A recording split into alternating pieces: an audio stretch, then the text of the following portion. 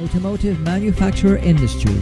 Indospring, with its capability to develop and produce a wide range of growth of each nation. PT Indospring Tbk is a leading manufacturer of automotive parts in Indonesia.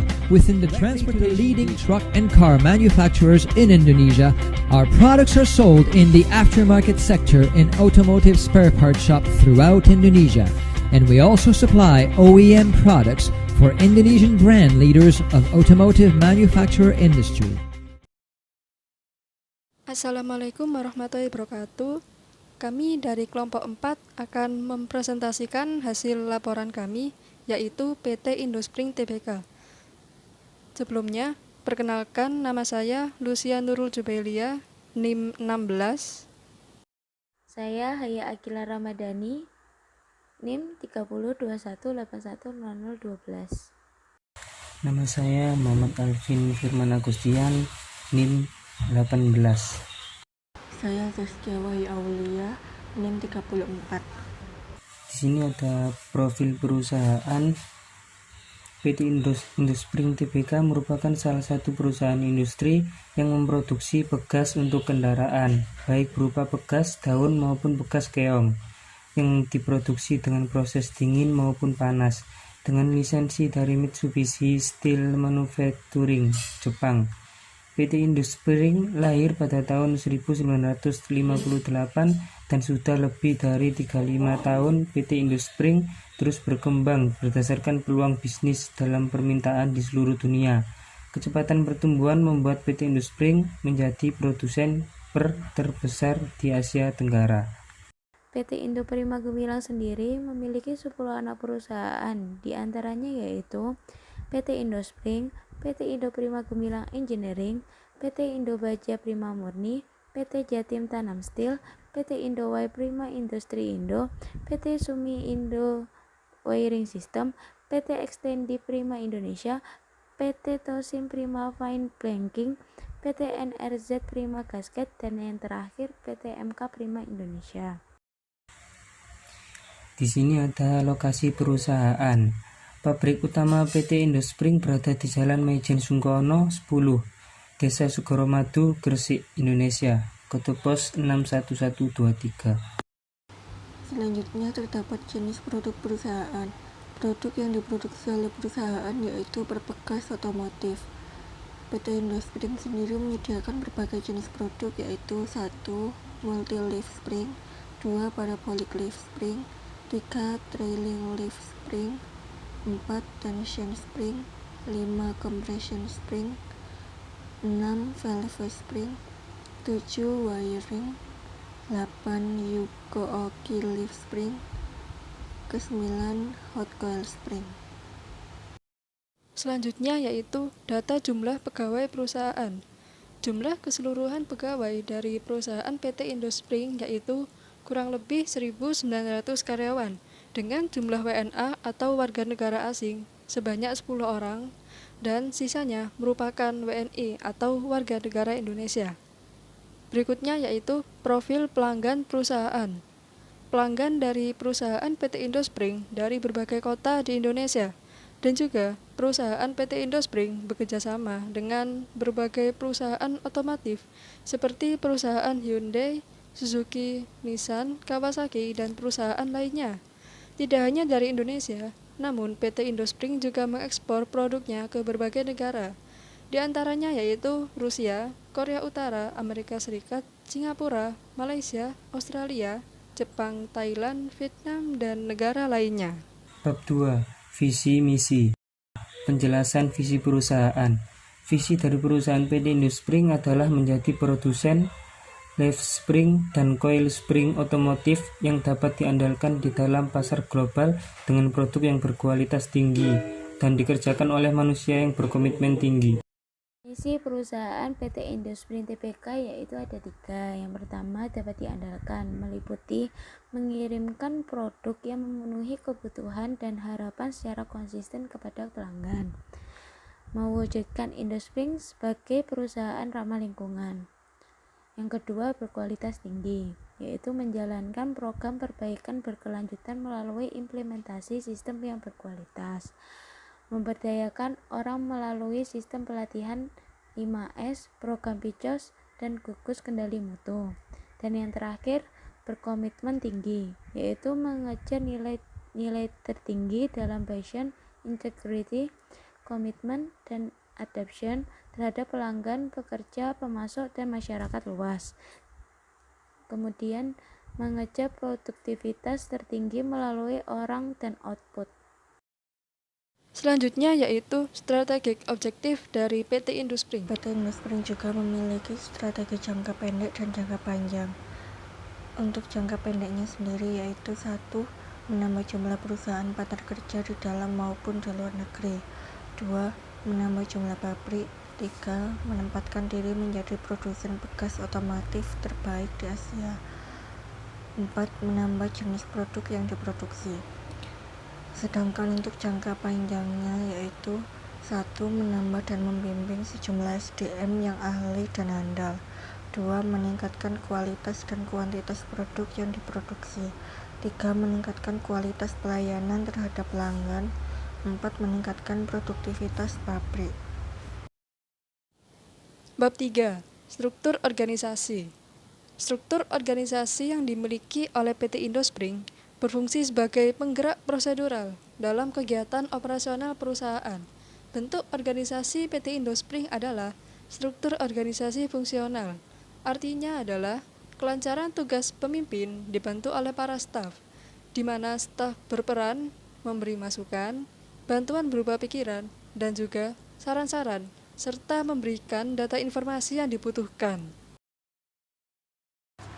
Lalu terdapat Dewan Komisaris yang memiliki tugas utama yaitu mengawasi kebijakan direksi dalam menjalankan perseroan serta memberi nasihat kepada direksi dalam menjalankan fungsi pengawasan dan advisory.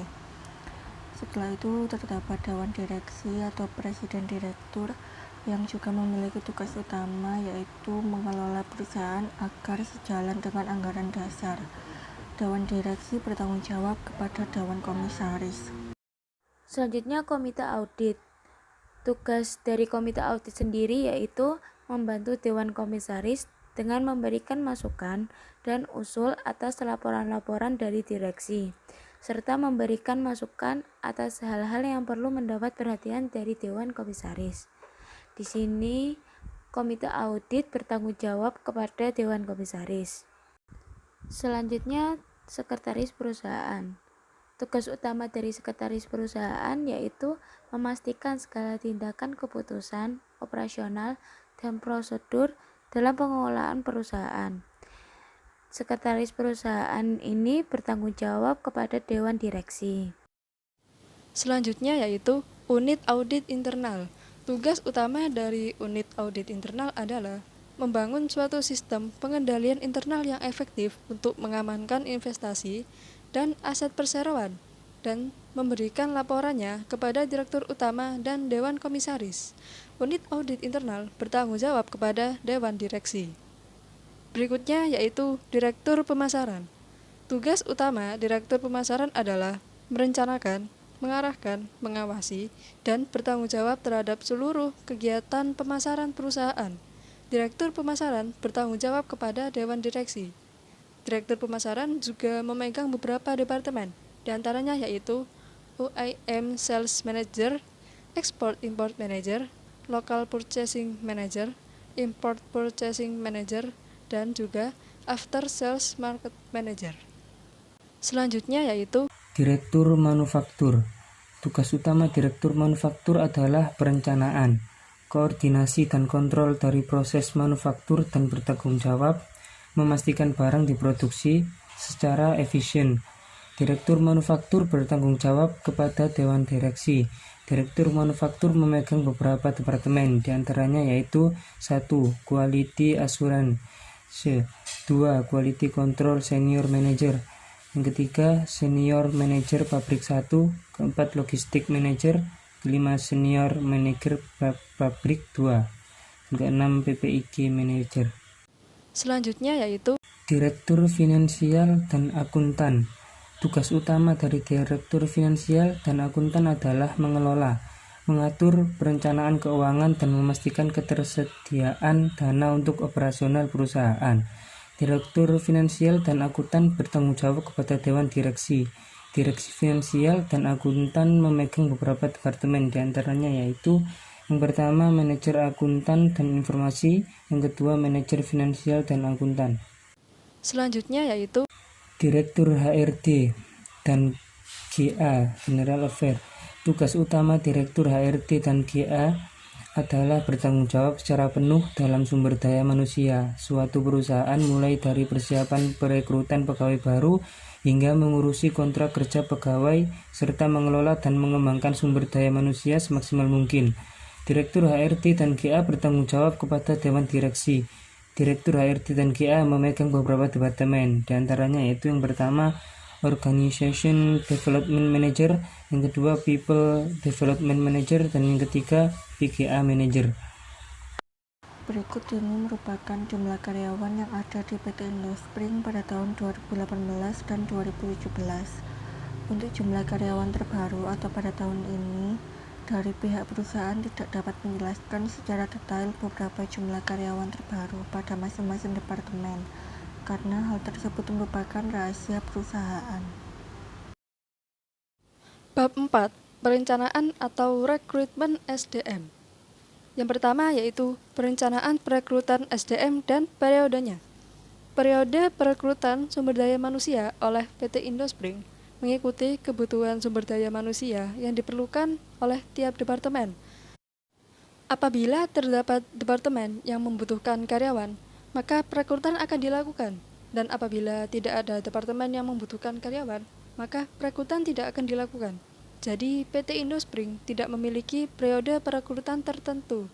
PT Indospring akan membuka perekrutan jika ada departemen yang membutuhkan karyawan atau tenaga sumber daya manusia.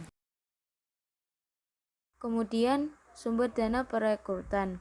Di sini, sumber dana yang digunakan untuk perekrutan PT Indospring berasal dari perusahaan itu sendiri, di mana sumber dana berasal dari perusahaan pusat, kemudian dialokasikan ke setiap daerah atau grup perusahaan.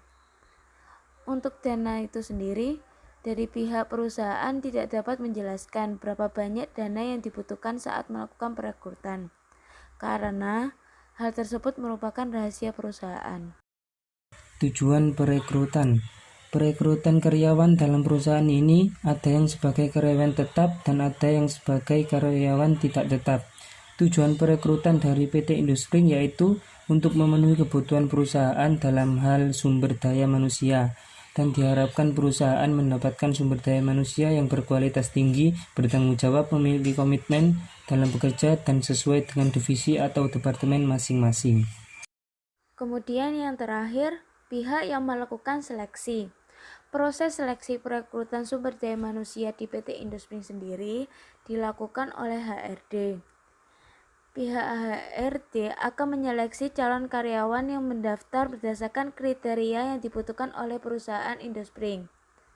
Pihak HRD juga akan melakukan proses penilaian dan pengambilan keputusan pemilihan karyawan. Sekian presentasi dari kelompok 4. Bila ada kurangnya mohon maaf. Wassalamualaikum warahmatullahi wabarakatuh.